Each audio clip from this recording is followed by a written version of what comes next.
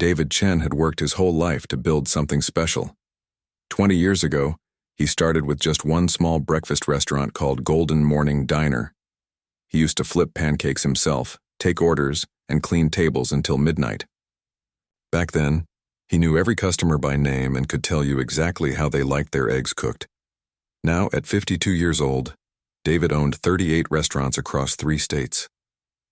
He had a corner office on the 20th floor of a downtown building, drove a luxury car, and wore expensive suits every day. His business was successful by every measure that mattered to investors and banks. The numbers looked good on paper, but something was bothering him lately. Customer reviews online were getting worse. People complained about slow service, cold food, and unfriendly staff. Even more concerning was the employee situation.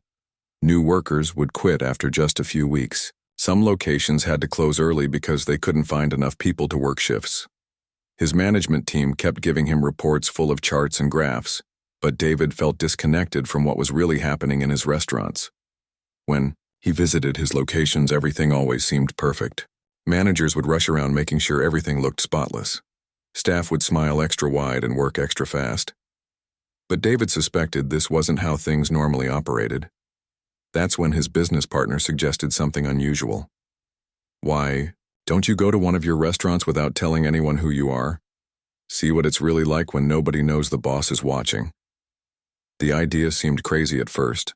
David hadn't worked in a restaurant kitchen or dining room in over a decade. He had forgotten what it felt like to be a regular customer. But the more he thought about it, the more it made sense. How could he fix problems he couldn't even see? So, on a quiet Sunday evening, David went shopping at a thrift store. He bought worn-out jeans with paint stains, a faded t-shirt, and old work boots that had seen better days. He found a baseball cap and some cheap sunglasses. The next morning, he looked in the mirror and barely recognized himself. Instead of his usual clean shave, he had grown some stubble over the weekend. His normally neat hair was messy under the cap. The expensive watch was replaced with a $20 digital one from the drugstore.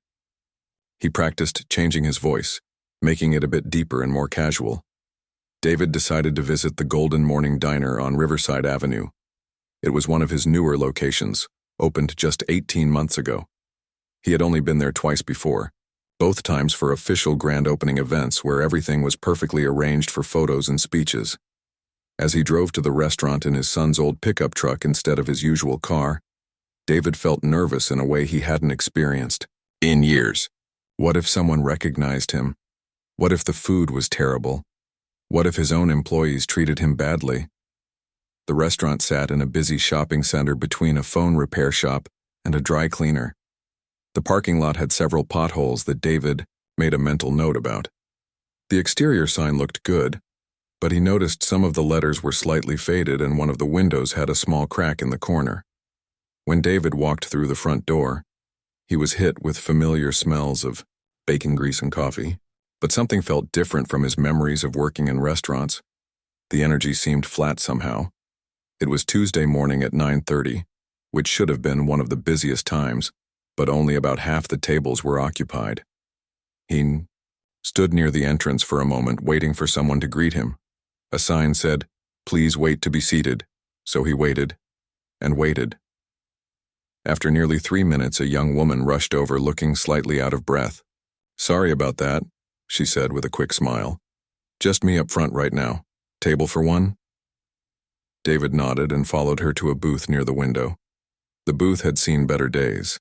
The vinyl seat had a small tear that someone had covered with clear tape, and the table wobbled slightly when he put his elbows on it. These were things he never would have noticed during his previous visits when managers had carefully chosen which tables to show him. As he settled into the booth, David looked around with fresh eyes. The floor was clean but showed signs of heavy wear near the kitchen doors. Several light bulbs were burned out, making some areas dimmer than others. The coffee station in the corner had water stains on the counter that had been there so long they seemed permanent. Other customers sat quietly at their tables. Nobody was laughing or having animated conversations like he remembered from his early days in the business. A couple at a nearby table seemed frustrated about something, speaking in low, annoyed voices. An elderly man sitting alone kept checking his watch and looking toward the kitchen. David realized he was seeing his restaurant the way customers actually experienced it, not the polished version that was presented to him during official visits. This was the real Golden Morning Diner, and it wasn't quite what he had imagined it would be. He picked up the menu from behind the napkin dispenser and noticed it was sticky around the edges. Some of the prices had been covered with stickers showing new, higher amounts. The photos of food looked appetizing, but David wondered if the actual meals would match what was pictured. As he waited for the server to return, David felt a mixture of anticipation and worry. He was about to discover what his customers really experienced when they came to his restaurant. More importantly, he was about to learn what it was like to work for his company from the perspective of the people who served customers every day. The next few hours would change everything he thought he knew about his business. David sat in the booth for almost 10 minutes before anyone came to take his order. He watched other customers looking around impatiently, some checking their phones, others tapping their fingers on tables. This wasn't the quick, friendly service he had imagined his restaurants provided. Finally, a young woman approached his table. She looked to be in her early 20s with dark hair pulled back in a ponytail that had started to come loose. Her name tag read Katie in faded letters. Her uniform was clean but wrinkled, like she had been moving fast all morning. Most noticeably, she looked exhausted. "Hi there. Sorry for the wait," Katie said, setting down a coffee cup without being asked. Her smile seemed genuine but tired. "We're a bit short-staffed today." Well, actually, most days lately. She poured coffee from a pot that had clearly seen better days. The coffee was hot but looked weaker than what David remembered serving in his early restaurant days. As Katie filled his cup, he noticed her hands had small burns and cuts, the kind that came from working in a busy kitchen environment. "No problem at all," David said, trying to sound casual. "Take your time, I'm not in any hurry." Katie looked surprised by his patient response. "Really? That's refreshing. Most people get pretty upset about the wait times." David studied the menu, while Katie stood nearby. Many of the items were dishes he had personally created or approved over the years. The sunrise special with 2 eggs, hash browns, bacon, and toast. The golden stack of 3 pancakes with butter and syrup. The hearty breakfast bowl with scrambled eggs, cheese, and vegetables. But looking at the prices now, David realized they had increased significantly over the past year. What used to cost $8 now cost $12. He made a mental note to ask his management team about these price increases later. "What's good here?" David asked, testing to see what Katie would recommend. Katie hesitated for a moment, looking around nervously. "Well, the pancakes are usually pretty reliable, the eggs are fresh. I'd probably avoid the hash browns today, though. They've been sitting under the heat lamp for a while." David was surprised by her honesty. Most servers would try to sell the most expensive items or simply say everything was great. Katie seemed more concerned with giving him a good meal than making a big sale. "The pancakes sound perfect then," David said, "and maybe some bacon on the side." As Katie wrote down his order, David noticed she was using a pen that barely worked, pressing hard to make the ink appear. Her order pad was worn and had coffee stains on several pages. These seemed like small things, but they painted a picture of a workplace where basic supplies weren't being replaced regularly. "How long have you been working here?" David asked conversationally. "About 7 months now," Katie replied. "It's my second job. I work at a retail store during the day and come here for the evening and weekend shifts." David felt a knot form in his stomach. 2 jobs? That must be tough. Katie shrugged. "You do what you have to do, you know. The pay here isn't bad, but the hours are unpredictable. Some weeks I get 30 hours, other weeks maybe 15. It's hard to budget when you never know what your paycheck will be." This was news to David. He had assumed his restaurants provided steady, reliable employment. The idea that his workers couldn't predict their income from week to week troubled him deeply. "Are you in school or anything?" David asked, genuinely curious about her situation. "I was," Katie said, her voice getting quieter. "Had to drop out last semester. Couldn't afford the tuition and books." Maybe I'll go back someday, but right now I'm just trying to pay rent and keep my car running. David watched Katie's face as she spoke. Despite her exhaustion and financial struggles, she didn't sound bitter or angry. She seemed like someone who was working hard and trying to make the best of a difficult situation. "I'll get this order in for you," Katie said, starting to walk away. "Wait," David called softly.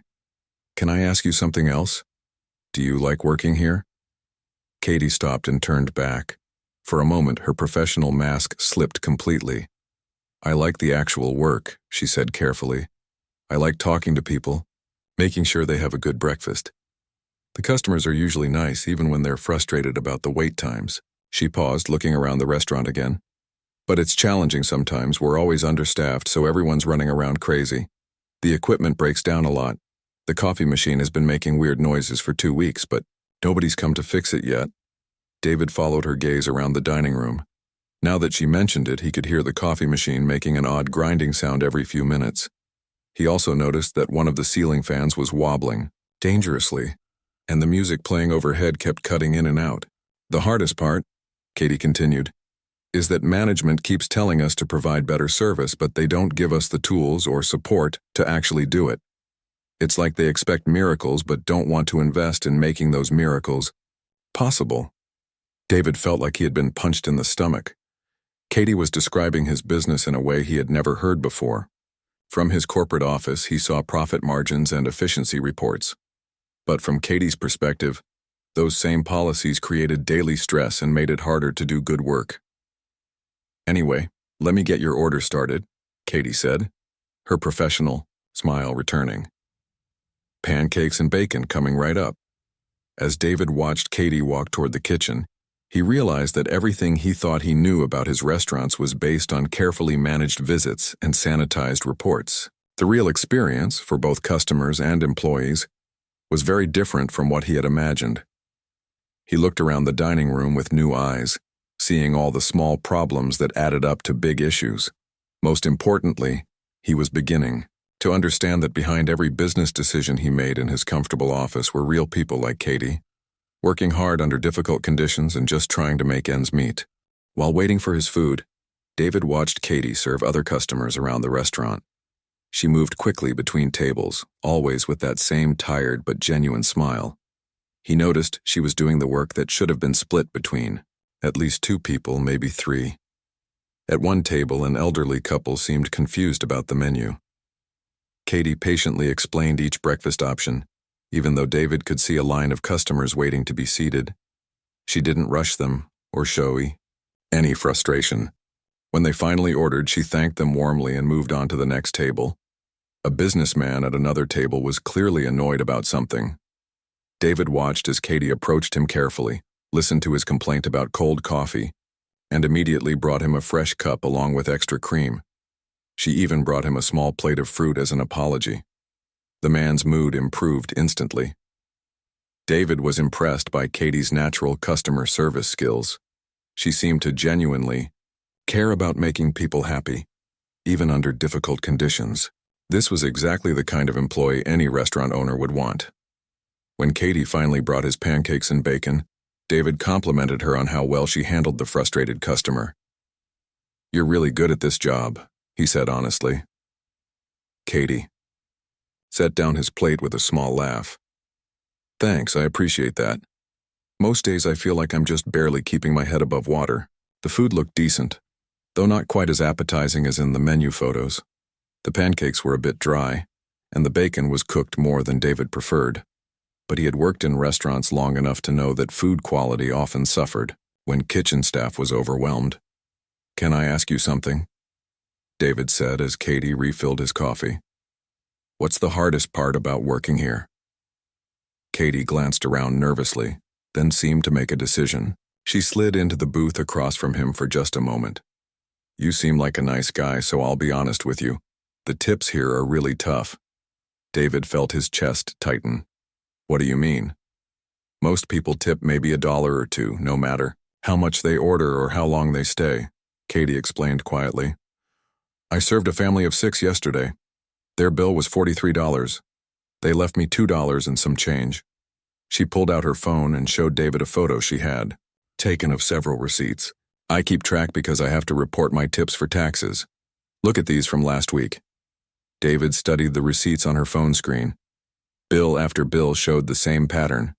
$20 meals with $1 tips. $15 orders with no tip at all. $30 family breakfast with $2 tips. But this is terrible, David said, genuinely shocked. How do you make any money? Katie's shoulders sagged slightly. That's the thing, I don't really. My base pay is $4.50 an hour. The restaurant is supposed to make up the difference if my tips don't get me to minimum wage, but somehow the math never seems to work out in my favor. David felt sick to his stomach. He knew the legal requirements for tipped employees, but he had always assumed his servers were making good money from tips. He had never looked closely at what they actually took home. The worst part, Katie continued, is that I'm working harder than ever, but making less money than when I started.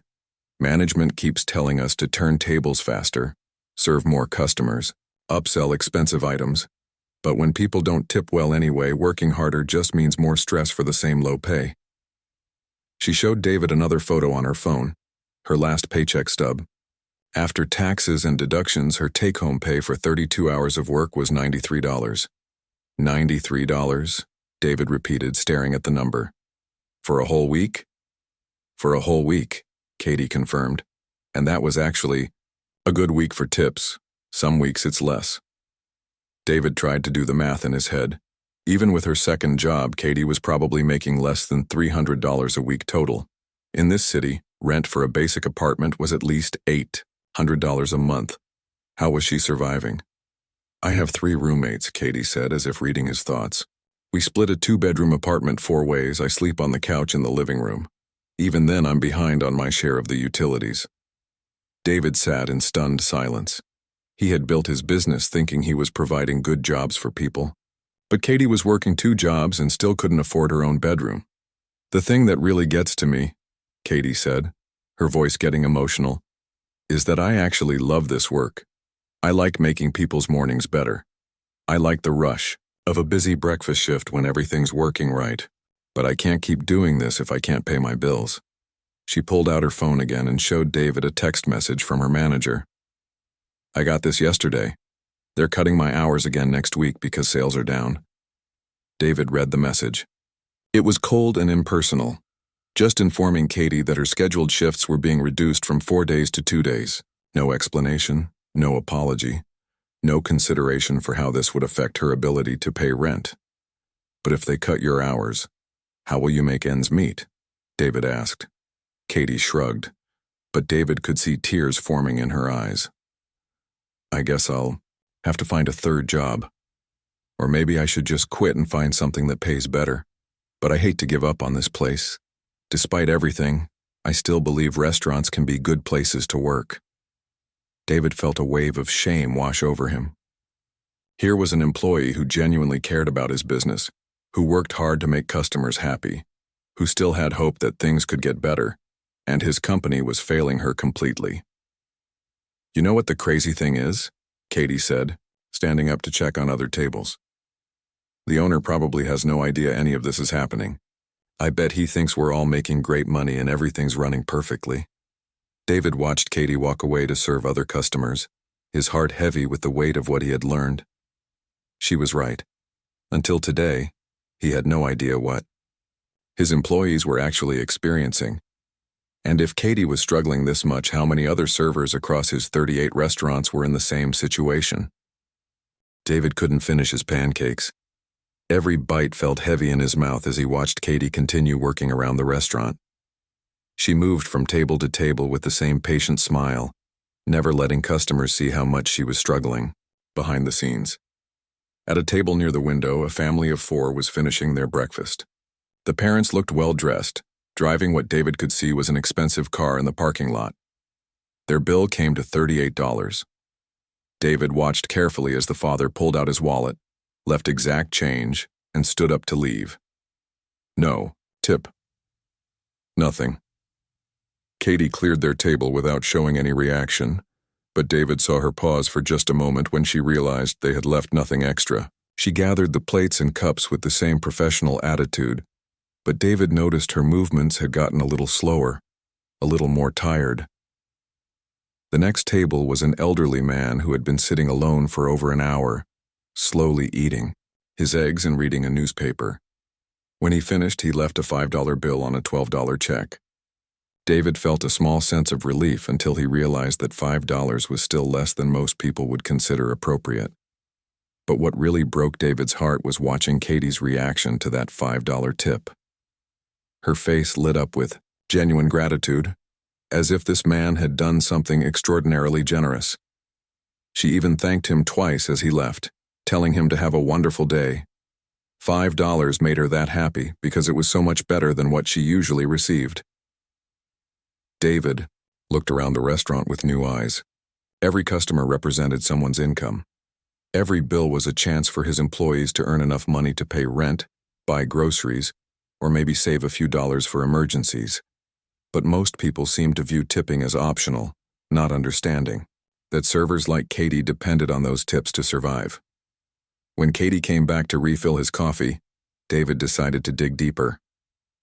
"Can I ask you about your other job? What do you do during the day?" Katie sat down for a moment, looking exhausted. "I work at a clothing store in the mall. It's retail, so I'm on my feet all day there too. The pay is a little better, $9 an hour, but they only give me part-time hours so they don't have to provide benefits." "Benefits?" David asked. "Health insurance, paid sick days, things like that," Katie explained. "Neither of my jobs offers any benefits because I'm not considered full-time at either place. So if I get sick, I just don't get paid. And if I need to see a doctor..." She shrugged helplessly. David realized with growing horror that Katie was trapped in a cycle where she had to work 2 jobs just to survive. But neither job provided the security or benefits that would actually improve her life. "Last month, I got food poisoning," Katie continued. "Probably from eating expired food because I was trying to save money on groceries. I had to call in sick for 2 days here and 1 day at the mall. Lost almost $100 in income, which meant I couldn't pay my phone bill on time." She showed David her phone screen, which displayed several missed call notifications from debt collectors. "The late fees just keep adding up," she said quietly. "It feels like no matter how hard I work, I keep falling further behind." David felt like he was seeing his business through a microscope for the first time. Every policy decision he made in his corporate office had real consequences for people like Katie. When he decided to keep labor costs low, it meant Katie couldn't afford basic necessities. When he approved price increases for menu items without raising wages, it meant his employees were serving food they couldn't afford to buy. "Have you talked to your manager about any of this?" David asked. Katie laughed, but there was no humor in it. "What would I say? Please pay me more money? They'd probably just replace me with someone willing to work for the same low wages. There are always people desperate enough to take any job." She pulled out her phone and showed David a group text message from her manager. It was sent to all the servers, reminding them that their shifts could be cut at any time if sales didn't meet expectations. "They use fear to keep us in line," Katie explained. "We're all afraid to complain or ask for better treatment because we need these jobs, even if they barely pay enough to survive." David read the text message and felt sick. The tone was threatening and cold, treating employees like numbers rather than people. "The worst part is that I actually care about this place," Katie said, her voice breaking slightly. "I want customers to have a good experience. I want the restaurant to succeed. But it's hard to feel motivated when you realize the business doesn't care about you at all." She wiped her eyes quickly and stood up. "I'm sorry, I shouldn't be dumping all this on you. You seem like a nice customer, and here I am complaining about my problems." "Don't apologize," David said, his voice thick with emotion he was trying to hide. "You're working incredibly hard. You deserve better than this." Katie looked at him with surprise. Most people don't think about what it's like for servers. They just want their food fast and hot, and they don't really see us as real people with real problems. As Katie walked away to check on other tables, David sat in stunned silence. He thought about his own life, his comfortable house, his luxury car, his ability to buy anything he wanted without checking prices. All of that success was built on the backs of people like Katie, who were working themselves to exhaustion just to survive. He watched Katie serve a couple at another table, explaining menu items with patience and enthusiasm. Despite everything she was going through, she refilled their coffee without being asked, brought extra napkins, and made sure they had everything they needed. When they left, they tipped her $3 on a $25 bill. Katie smiled and thanked them anyway. David realized that his entire understanding of his business had been completely wrong. He had thought he was providing opportunities and good jobs. Instead, he had created a system that trapped hard-working people in poverty while he got rich from their labor. The weight of this realization was almost unbearable. David sat in that booth for another hour, not because he was enjoying his breakfast, but because he couldn't bring himself to leave. Every few minutes, he watched another customer interaction that broke his heart a little more. He saw Katie work, harder than anyone should have to work, all while maintaining a smile that hid her struggles. When Katie brought him his check, David looked at the total. $14.37. He pulled out his wallet and placed a $50 bill on the table, along with a $20 for good measure. Katie came back to collect the payment and stopped dead in her tracks when she saw the money. "Sir, this is way too much. Your bill is only $14. "I know exactly what my bill is," David said quietly. "The rest is for you." Katie's hand started shaking as she picked up the bills. "But this is $56 extra. Are you sure you meant to leave this much?" David looked directly into her eyes. "Katie, I've been watching you work all morning. You've been doing the job of 3 people with a smile on your face, even though customers aren't treating you fairly. You deserve every penny of that tip, and a lot more." Tears welled up in Katie's eyes. I don't know what to say. This is more than I usually make in tips all week." "You don't need to say anything," David replied. "Just promise me you'll use it for something that makes your life a little easier." As David left the restaurant, his mind was racing. He drove straight to another one of his locations across town, still wearing his disguise. The story was the same everywhere. Hard-working servers struggling to survive on tiny tips and unpredictable hours. Kitchen staff working with broken equipment. Managers so focused on cutting costs that they forgot about taking care of people. At Ashiabid, the third restaurant he visited, David met Tom, a cook who had been working in kitchens for 15 years. Tom explained how the grease trap hadn't been properly cleaned in months because management said it was too expensive. The kitchen was sweltering because the air conditioning had been broken for weeks. "I love cooking," Tom told David during a brief break, "but working in these conditions is wearing me down. My back hurts constantly from standing on these old mats. The burn cream ran out last month and nobody ordered more. We just have to be extra careful now." At the fourth location, David met Riley, a single mother who worked morning shifts while her kids were in school. She explained how she had to choose between buying her daughter new school shoes or paying the electricity bill. She chose the electricity, so her daughter was walking to school in shoes with holes in the soles. "I keep hoping things will get better," Riley said. "Maybe they'll give us more hours, or maybe customers will start tipping better. But it's been the same for months now. I'm starting to think I need to find something else, even though I really like working here." By the end of the week, David had visited 8 of his restaurants in disguise. The stories were all similar. Good people working hard under difficult conditions, struggling to make ends meet while serving food to customers who often treated them as invisible. David spent the weekend at home, unable to stop thinking about what he had discovered. He thought about Katie sleeping on a couch because she couldn't afford her own room. He thought about Tom working in a dangerously hot kitchen with broken equipment. He thought about Riley's daughter walking to school in shoes with holes. On Monday morning, David called an emergency meeting with his entire management team. He walked into the conference room wearing a regular business suit, but feeling like a completely different person than he had been a week earlier. "We need to talk," he announced to his surprised executives. "Our employees are struggling and it's our fault." For the next 2 hours, David explained what he had learned during his undercover visits. He didn't reveal that he had disguised himself. instead saying he had received disturbing reports about working conditions and employee struggles.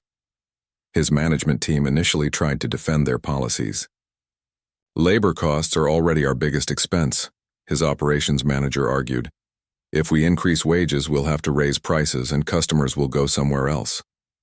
What good are low prices if our employees can't afford to live?" David shot back. "We're not running a charity, but we're also not running a sweatshop. These people make our success possible." David announced a series of immediate changes. All hourly employees would receive a $2 per hour raise, effective immediately. Servers would be guaranteed a minimum of 25 hours per week, so they could predict their income. The company would start offering basic health insurance to all employees working more than 20 hours per week. "But sir," his financial manager protested, "these changes will cost us hundreds of thousands of dollars per year." "Good," David replied. "That money should have been going to our employees all along." David also announced that he would personally visit every location unannounced to check on working conditions. Any broken equipment would be repaired within a week. Kitchen safety supplies would be fully stocked at all times. Employee break rooms would be updated with comfortable furniture and working appliances. The changes took several months to implement completely, but the results were immediate and dramatic. Employee turnover dropped by more than half. Customer satisfaction scores improved significantly. Word spread through social media about how well Golden Morning Diner treated its workers, and many customers started coming specifically to support a business that cared about its employees. 3 months later, David returned to the Riverside Avenue location, this time as himself. The restaurant was bustling with energy and positive atmosphere. Customers were laughing and enjoying their meals. Servers moved efficiently, but without the desperate rush he had observed before. Katie was still there, now working as a shift supervisor. When she saw David, her eyes widened with recognition. "You're the customer who left me that huge tip," she said with a smile. "But you're also the owner, aren't you?" David nodded. "I am. And I want you to know that meeting you changed everything. For me." Katie looked around the restaurant, which was now fully staffed and running smoothly. "I don't know what happened, but this place feels completely different now. People actually want to work here. I was able to move into my own apartment last month." "You deserved that apartment and a lot more," David said. "I'm sorry it took me so long to understand what my employees were going through." As David looked around his restaurant, he saw more than just a successful business. He saw Tom in the kitchen, working with new equipment and proper safety gear. He saw Riley, who had been promoted to assistant manager and could now afford to buy her daughter whatever she needed for school. Most importantly, David realized that the most valuable lesson from his undercover experience wasn't about business, operations, or profit margins. It was about remembering that every successful business is built on the hard work and dedication of real people who deserve to be treated with dignity and respect. The Golden Morning Diner chain continued to grow, but now it grew with a foundation built on caring for the people who made that success possible.